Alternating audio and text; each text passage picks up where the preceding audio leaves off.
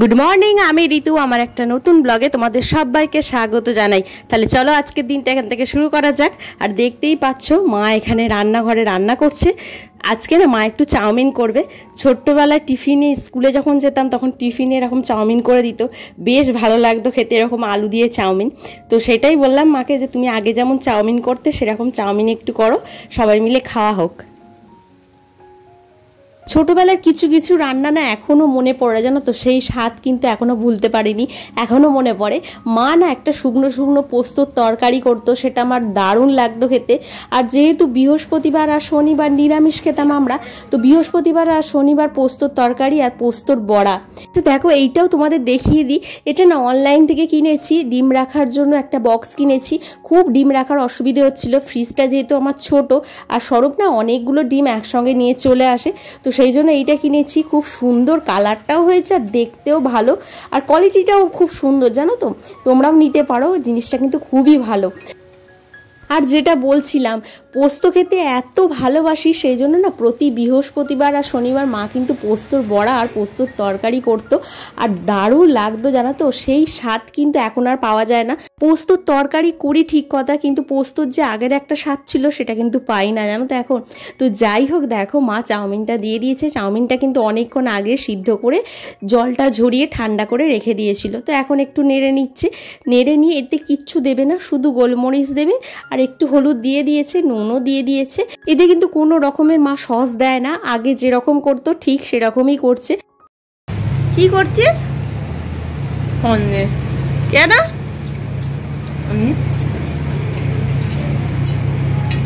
বলানি কনে ফ্রিজ খুললি, সন্দেশ বার করলি, গালে পুড়ে দিলি?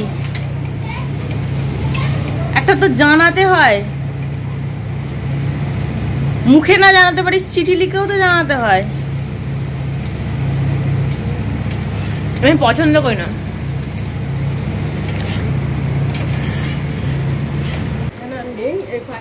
ফ্রিজে মিষ্টি থাকা মানেই বাবানের মুখ সবসময় চলতে থাকে, আর সেই জন্য মিষ্টি একটু কম আনার চেষ্টা করি, কারণ ও মিষ্টি খেতে ভীষণ ভালোবাসে। আর এখানে দেখো ছোট্ট সোনা মাকে নিয়ে একটু খেলা করছি। অনেক জামা কাপড় জমা হয়েছে, সেগুলো গুছাতে হবে, কিন্তু একটু ওর সাথে খেলা করিনি, তারপরে জামা কাপড়গুলো গোছাবো। আর কত আদর করছে দেখছো।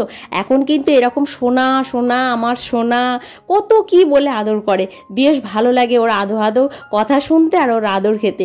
তো দেখো এবার জামা কাপড়গুলো গুছিয়ে নিচ্ছি, গুছিয়ে নিয়ে জামা কাপড়গুলো জায়গার মধ্যে রেখে দেবো।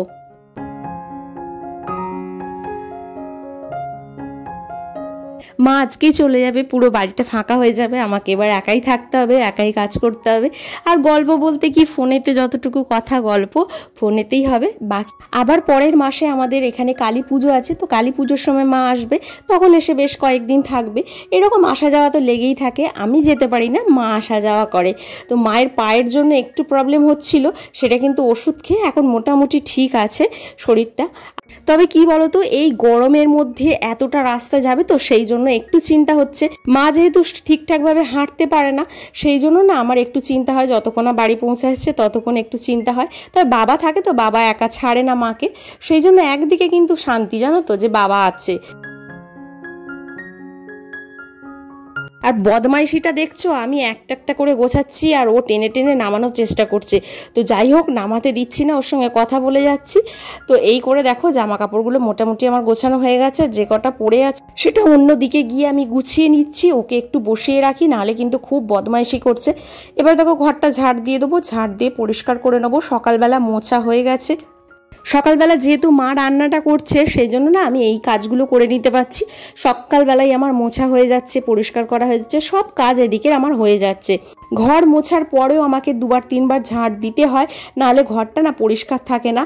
আর বুকান তো সবসময় কিছু না কিছু ফেলতেই থাকছে, ও নোংরা করতে থাকে, সেইগুলোকে আমাকে পরিষ্কার রাখতে হয়। আর যদি না পরিষ্কার রাখি তাহলে ঘরদোর কিন্তু একদম এরকম থাকবে না। 1 ঘন্টা পরে দেখবে ঘরদোর পুরো ওলট পালট হয়ে গেছে, এরকম সুন্দরভাবে আর নেই। তো যাই হোক, আজকে একটা জিনিস আসার কথা আছে, আমরা তো ভীষণ খুশি, বহুদিনের একটা ইচ্ছা আর সেটা পূর্ণ হতে চলেছে। তোমাদের সাথে তো অবশ্যই শেয়ার করব, আর তোমরা শেষ পর্যন্ত ভিডিওটা দেখতে থাকো যে আমাদের কি ইচ্ছাটা পূর্ণ হতে চলেছে।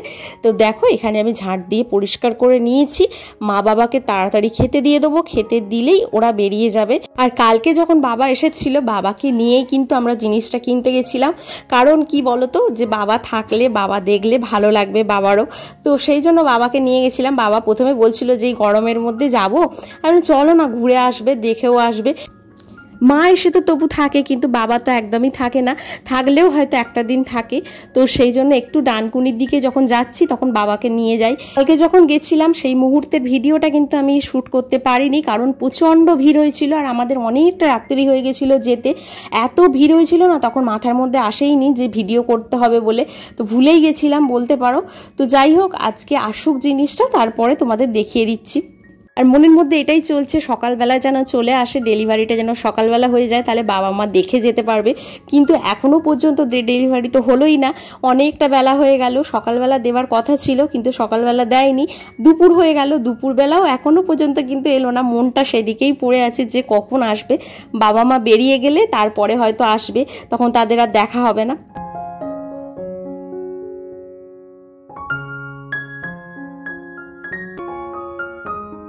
আর দেখো জিনিসটা দিয়ে চলেও গেছে, এই সবে জিনিসটা দিয়ে গেল। ভীষণ ভালো লাগছে, মানে মনের মধ্যে এমন হচ্ছে যে তোমাদের ভাষায় প্রকাশ করতে পারবো না। কিছু কিছু জিনিস ভাষায় প্রকাশ করা যায় না, অনেকের কাছে কিছুই নয় এটা, কিন্তু আমাদের কাছে এটা খুব আনন্দের একটা জিনিস।